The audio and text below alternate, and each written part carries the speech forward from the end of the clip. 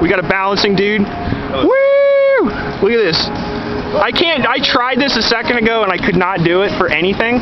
But aside from that, we're trying to get into the politics of Donald Trump's decision to invade Syria, and I wanted to ask these kids, these adults. I mean, we're looking at college people right now, and see what their opinions are about Donald Trump's decisions to invade Syria and actually bomb 70 bases, and 20 of which are Russian bases. And we have a Russian port that he's planning to bomb too, which would piss the Russian bear off to no end. And I just wanted to get your opinion on it. What do you think he's doing? Why would he make this decision if he was against it in 2013, if he was against Obama and his decisions to go in? Could it be John Bolton, his national security advisor? I think that's very possible. Yeah, I think that he personally does not have a very solid foreign policy, really at all. Right. I think he goes a lot on what his advisors say, despite what he may tweet or whatever. I think like in these kinds of things, I think he's not knowledgeable enough.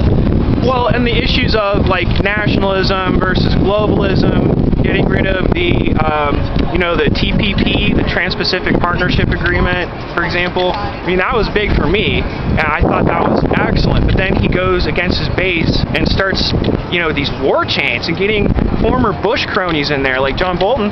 I mean, I think that he was sort of like your uncle who's a constitutionalist, and he likes the country, likes sovereignty. But I think you're right. I think he's taken too much advice from NATO, telling him what to do. Specifically, NATO has been wanting to go into Syria for, since the Project for a New American Century, the think tank from 2001, where George Bush administration, George W. Bush, on their plans to actually invade Iran, Iraq, Afghanistan, Syria, Libya, Turkey, almost.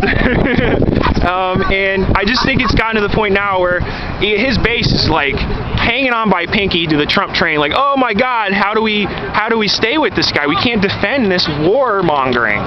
So I'm with you guys when it comes to he's sort of just kind of kowtowing to the deep state, if you will. These people that have been in there for years and have steered us into this brick wall economically, strategically, as far as our military is concerned, like spreading us out like Rome, basically, right? I mean, do you see a lot of parallels to Rome here, like I do? I see where you're coming from. Yeah, and I mean, I do think America is definitely on the decline. Like internationally, I think. I think we're definitely on the decline. Other countries like China are on the rise. So I do.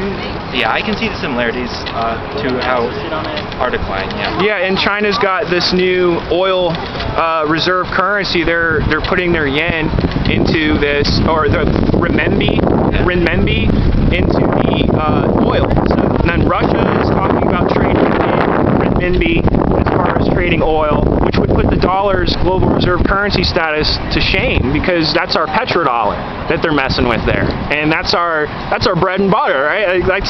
We're the fiat empire, and the globalists have sabotaged this country, and they created the Federal Reserve in 1913. It's devalued our money 98%.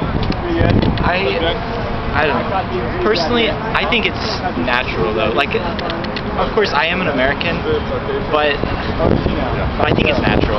It's a natural progression as far as what, like going towards globalization, and because if you look at it, they're trying to create an economic situation where we're hooked at the hip, and we have no freedom to have unilateral agreements or bilateral. I tend to think the multilateral agreements are better. I know they're not necessarily better for America, but I do think that, I don't know, thinking as not an American citizen, but as a world citizen. Wow. I think multilateralism is generally better, and I even though I don't want America to fall, I see its decline as a natural progression of the way the world has. Okay, so you think it's, I mean, we are in a decline, and I agree with that, but my whole thing is, I only disagree with one point, and that is the globalization aspect of your argument, because if we look at it, we have the Council on Foreign Relations. We've got them run by the Royal Institute of International Affairs, okay, and they follow orders from these royal families like the Rothschild dynasties of the world. You know, the people that run the central banks. They create these monolithic decisions that link economies together, and what does that do? All it does is benefit certain people, like China, for example. Like they've been boosted up with our economic prosperity. Our industrial revolution was shipped overseas with NAFTA, and I think that was the beginning of the end. And also the repealing of the Glass-Steagall Act, which was where you had commercial banks and lending banks. Some banks were insured, and then they melded the insured banks with the non-insured banks, for example, and that led to the mortgage crisis situation, because they were short selling these mortgages that were supposed to be guaranteed. They're supposed to be insured, but they actually turned out not to be, and it led to the bailouts. So what do you think about bailouts and how there's a select few that actually benefit from bailouts? And maybe, do you think that globalism, so second addition to the question, do you think globalism would be like bailouts, where they would be able to have a select group of people be like, sort of like oligarchs over us, and we'd be like a third world country at that point, America would be? But I think the oligarchic kind of like money in the hands of the few. I think that definitely is a product of our globalizing capitalist world. But again, I tend to think that it's kind of like that's just kind of how capitalism works. Yeah. I mean, it's crony capitalism because, like I said, it's the Federal Reserve printing money out of thin air. I mean, you can't blame that on actual capitalism, which is all it means is people that work and they are able to store their work. Yes. But I mean, yes, for sure. So economically, if we have a situation, for example, where we have a digitalized currency like they're proposing, the Fed coin, you know, like Bitcoin, but the Federal Reserve would actually run it. What do you think about the Fed coin and digital currency? And do you think that could lead to a sort of